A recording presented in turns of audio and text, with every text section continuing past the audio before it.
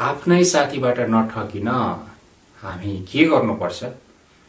अहिले समाज वरपर हेर्दा साथीहरूबाट नै एकदमै ठगिने अनि विभिन्न परिस्थितिमा पर्ने, विभिन्न प्रलोभनमा पर्ने अनि अन्तमा ठुलो क्षति हुने यस्तो अवस्थाहरू समाजमा घटनाहरू घटिरहेको छ। यस्तो अवस्थामा आफ्नै साथीबाट नठगिन चतुर बन्नुहोस् भन्ने विषयको आजको शीर्षक छ। अहिले हामी बाँचिरहेको समय कलियुग हो। कलियुगमा हामी आफै होशियार हुनुपर्छ अनि हाम्रो नानी बाबुहरूलाई खराब आनी बानी अनि सत्संगतबाट जोगाउन हर प्रयास गर्नुपर्छ। तपाईँ र म कुनै पनि बेलामा प्रलोभनमा पर्न सक्छौं र ठगिन सक्छौं। त्यसको लागि हामी आफै एकदम चतुर हुनुपर्छ। एकदमै हामी आफै अहिलेको समय, अहिलेको परिस्थितिमा हामी आफै चतुर हुनुपर्छ। मानिसको बाहिरी रूप हेरेर हामी कुनै पनि मानिसको डिसाइड गर्नु हुँदैन। हामीले विभिन्न समाचार सुनेका छौं, पढेका छौं। वरपर समाजमा जघन्य अपराधहरूको घटनाहरू भइराखेको छ अनि युग अनुसार नै मानिसको सोच र अपराधहरू भइराखेको छ। युग अनुसार नै मानिसको सोच अपराध पनि बदलिएको छ। सत्ययुगमा देवता र राक्षसको निकै अन्तर थियो। कलियुगमा राक्षस र मानिस एकसाथ जन्म लिन्छन् र मानिसले मानिसप्रतिको भरोसा गुमाउन पुगेको छन् र भन्ने हो भने भरोसाको एउटा बाँध नै टुटिसकेको छ। समाजमा घटना अत्याधिक वृद्धि रूपमा भइराखेको छ। तपाईँ आफ्नै साथीबाट ठगिन सक्नुहुनेछ। कुनै साथी तपाईको अति प्रिय हुन सक्छ, तपाईसँग अति नै मिल्छ। मिल्नुको कारण तपाईबाट केही आशा राखेको हुन सक्छ। यदि तपाईको साथीले आशा प्राप्त गर्न सकेन भने अति मिल्ने साथी एक दिन तपाईको लागि घातक हुन सक्छ। त्यसैले तपाईँ हामीलाई एकदमै एक दिन त्यो असाध्यै मिल्ने साथी नै खतरा बन्न सक्छ। त्यसैले तपाईमा एउटा ज्ञानको चतुर हुनुपर्छ। तपाईँ एक प्रकारको ज्ञानमा बलियो हुनुहुन्छ भने त्यस्तो खतरनाक साथीहरूबाट पनि होशियार बस्न सक्नुहुनेछ। चतुर हुनु भनेको के हो? चतुर हुन कसरी हुने भन्ने कुरा छ। जस्तै चतुर हुनु भनेको मानिसलाई ठग्नु र लुट्नु चतुर हुनु होइन, ज्ञानको चतुर हुनु हो। खराब मानिस र असल मानिसलाई चिनेर होशियार बस्नु नै चतुर हुनु हो। तपाईँ चतुर हुन तपाईले हरेक दिन चाहिँ तपाईले आफू चतुर बन्नको लागि तपाईले हनुमान चालिसा पढ्नु भयो भने तपाईलाई हनुमानजीले नै चतुर बनाउनुहुनेछ। किनकि हनुमानजी स्वयं चतुर हुनुहुन्छ। यदि तपाईसँग ज्ञान छ भने तपाईको साथीको अनुहार हेरेरै तपाईले संगत गर्ने कि नगर्ने भनेर तपाईको अन्तस्करणले निर्णय गर्नेछ। यदि तपाईको साथी खराब विचारको छ भने तपाईले दिनौं हनुमान चालिसा पढेर हनुमानजीको भरोसा गर्नुहुन्छ भने त्यस्तो खराब मनसाय भएको साथीलाई कुनै मनमटाउ बिनाइ नै हनुमानजीले साइड लगाइदिनु हुनेछ र तपाईसँग बिस्तारै त्यो खराब मनसाय, खराब विचार भएको मानिसहरू बिस्तारै त्यस्तो व्यक्तिहरू टाढा हुनेछ। साथी बनाउँदा यस्तो साथी बनाउनुहोस् कि एकदम मजबुत साथी बनाउनुहोस्। कसरी बनाउने? साथी बनाउँदा तपाईको हर दुःख सुखमा साथ दिने साथी बनाउनुहोस्। सबै साथी भन्दा पहिला हनुमानजीलाई नै साथी बनाउनुहोस्। यदि हनुमानजीले नै तपाईलाई असल साथीको प्रबन्ध गरिदिनुहुनेछ। तपाईले हनुमानजीलाई साथी बनाउनु भयो भने असल साथी नै हनुमानजीले प्रबन्ध गरिदिनुहुनेछ। हनुमानजीले बनाइदिनु भएको साथीले कहिले धोका दिँदैन, कहिले खराबी सोच्दैन अनि त्यसपछि तपाईलाई घात गर्दैन, तपाईको भलाई जिताउँछ। त्यो नै तपाईको असल साथी हुनेछ।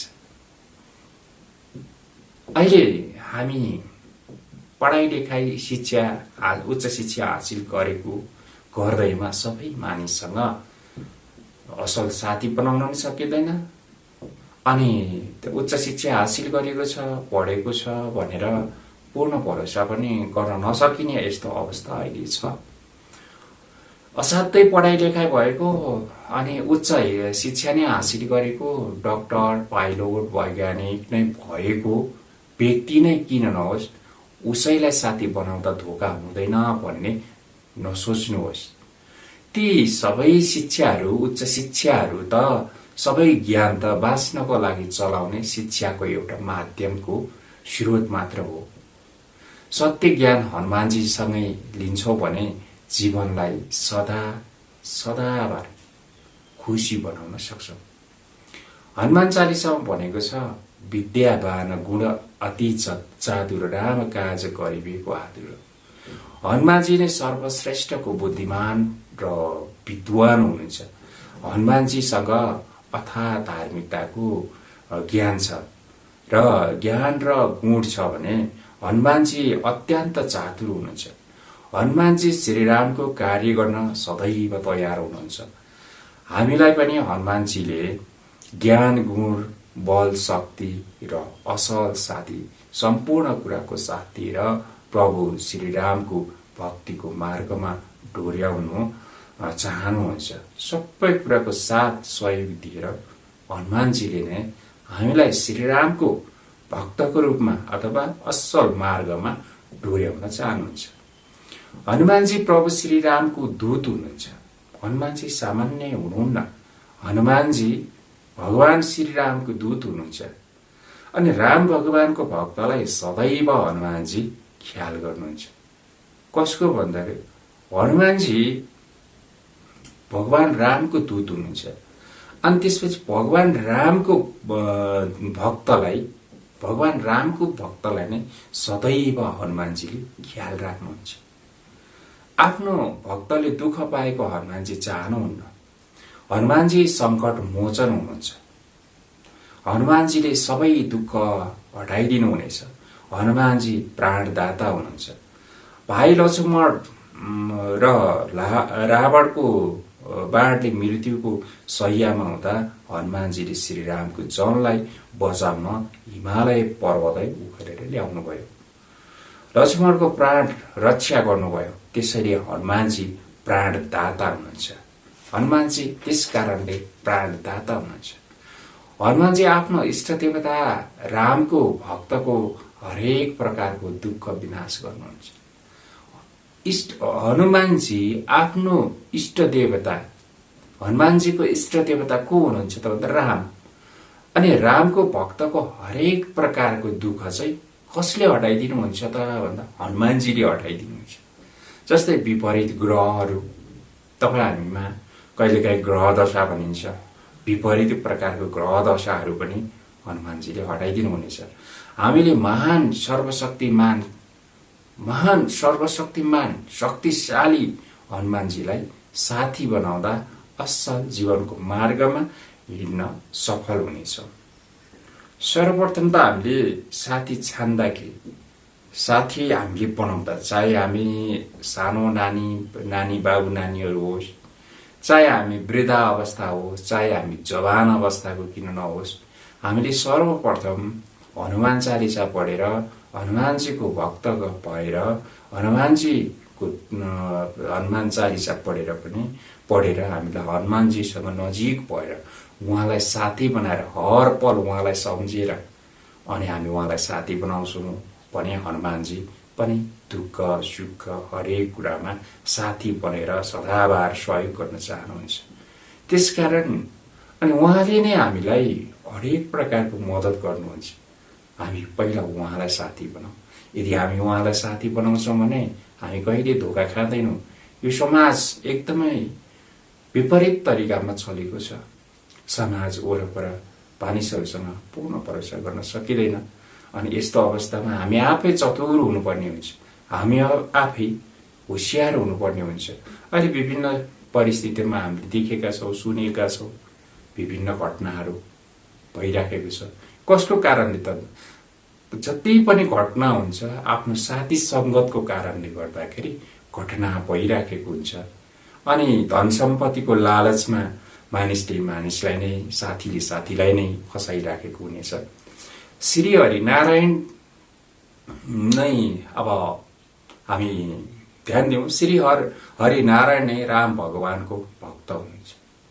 राम भगवानको भक्त श्री नारायण राम भगवानको भक्तलाई हनुमानजी ख्याल राख्नुहुन्छ। हनुमानजी 24 घण्टा तपाईँ र मेरो रखवाल हुनुहुन्छ, रखवाल गर्दै हुनुहुन्छ। तपाईँ र मेरो असल साथी हनुमानजी हुनुहुन्छ। अनि सर्वप्रथम हामीले धोका नहुने साथी हनुमानजीसँग मद्दत माग्यो भने हामीले मद्दत पाउँछौँ। जीवन र मृत्यु समय हनुमानजीले हामीलाई साथ दिनुहुनेछ। हामीलाई यो जीवनमा पनि मृत्यु पश्चात पनि हनुमानजीले हामीलाई साथ दिनुहुनेछ। जीवनभरिको साथी हनुमानजी हुनुहुन्छ। अनि उहाँलाई नै अनन्तभरि साथी बनाइराखौँ। जय श्री राम, जय हनुमान, जय जय हनुमान।